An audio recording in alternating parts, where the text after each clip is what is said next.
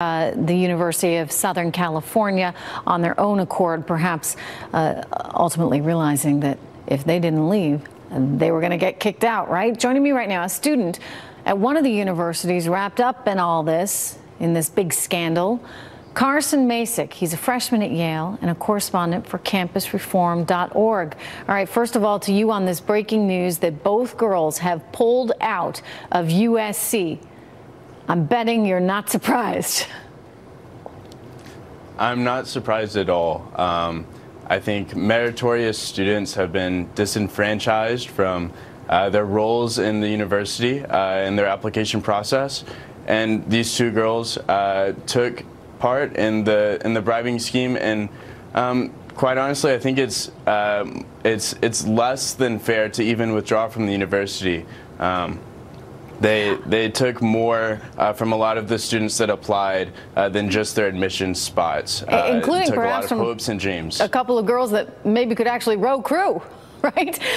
Because that was one of the allegations here too, that they just dressed up in a bunch of pictures, pretended they could row, and suddenly they became recruits to the USC crew team.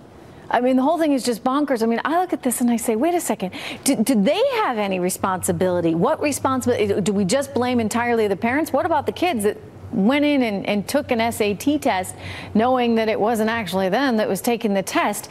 I guess at this point we don't really know what the kids knew and what they didn't know, but it certainly sounds suspicious, especially if your parents are dressing you up in crew gear and suddenly you're taking all these pictures and a sudden recruit to the crew team, right?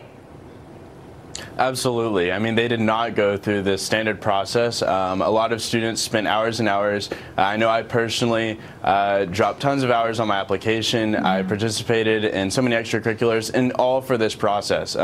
So it's quite unfair that these students got in because of money or bribes, whereas many students just feel left out of the fair and holistic treatment that they were told they would get. It's hard to get. Now, you are at Yale, which is a wonderful school. So congrats to you, but you got rejected from Georgetown. So, you know, if it hadn't ended so well and you hadn't gotten into Yale, you might be saying, wait a second, because Georgetown was one of these schools. Maybe I would have had a spot at Georgetown had it not been for somebody else greasing the wheels. So I would think a lot of kids that feel gypped, that they didn't get in to these schools, might come forward, and there might be lawsuits against the universities for that reason. But what we're also learning tonight is that people are suing because they're saying, wait a second, maybe my degree is not as prestigious seeming. Maybe it won't be worth as much when I try and get a job as I thought because of this scandal. Do you think that case is going to have any merit?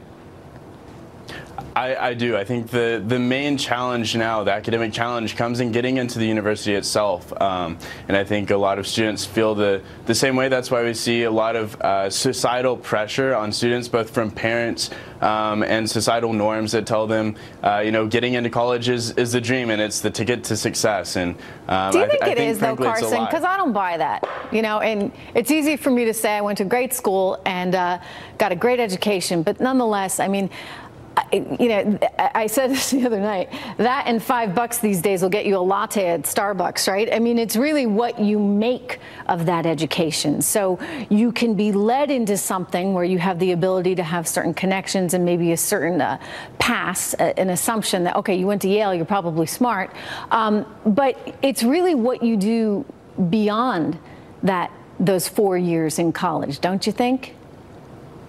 I think you're absolutely right. I think some core values of integrity, honesty, hard work, dedication, grit, these are the things that get you far in the real world. And I think if you think otherwise, you're living in a mysterious form in college. I don't know exactly what to tell you, but it's certainly not realistic. Yeah, I mean, these Hollywood types think they can, I guess, buy their way into anything, but the reality is maybe you got that spot at USC for a little while. At some point, you're going to have to prove to the world that there's something going on upstairs. Carson, it's good to see you. Thank you for joining me. All right, coming up, everyone, Nicolas Maduro's socialist regime.